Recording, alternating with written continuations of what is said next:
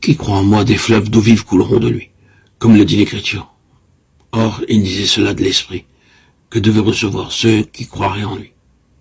Car le Saint-Esprit n'avait pas encore été donné, parce que Jésus n'était pas encore glorifié.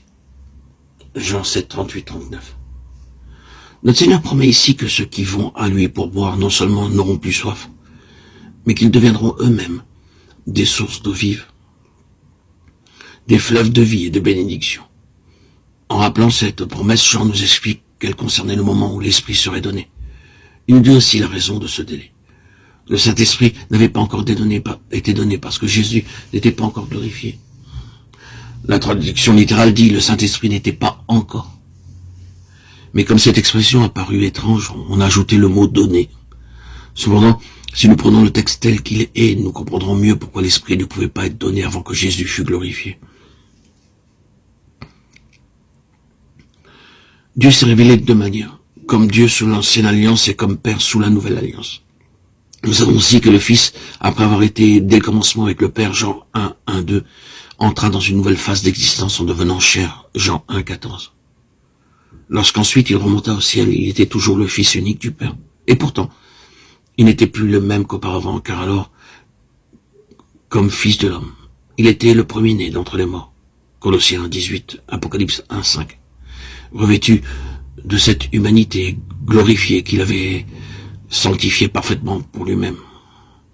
De même, le Saint-Esprit, lors de son effusion le jour de la Pentecôte, était réellement quelque chose de nouveau. Sous l'ancienne alliance, il avait toujours été appelé l'Esprit de Dieu ou l'Esprit de l'Éternel.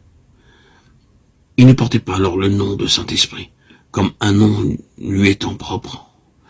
Dans les seuls passages, psaume 51, 13, Isaïe 3, 10, 11, où d'après quelques versions, le mot saint se trouve joint à celui d'esprit. Le texte hébreu dit l'esprit de sa sainteté.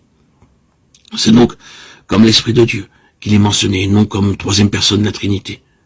Ce n'est que dans le Nouveau Testament que l'Esprit porte le nom de Saint-Esprit. Ce n'est que lorsqu'il vint préparer la voie pour Christ et lui former un corps que ce nom lui fut donné. Luc 1, 15, 35.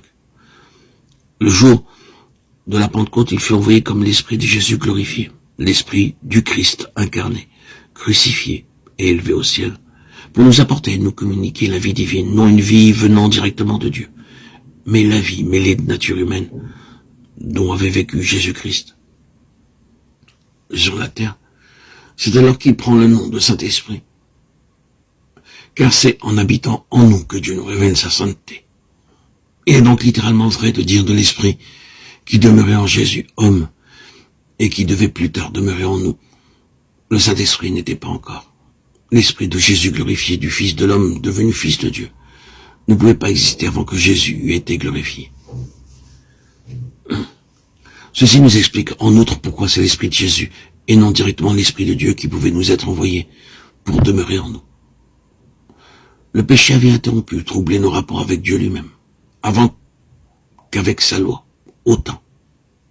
Et avec la faveur divine, nous avons perdu la vie divine. Christ est venu non seulement affranchir l'homme de la loi et de la malédiction de la loi, mais ramener la nature humaine à Dieu, rétablir sa communauté avec lui, et nous faire participer de la nature divine. 2 Pierre 1, 4.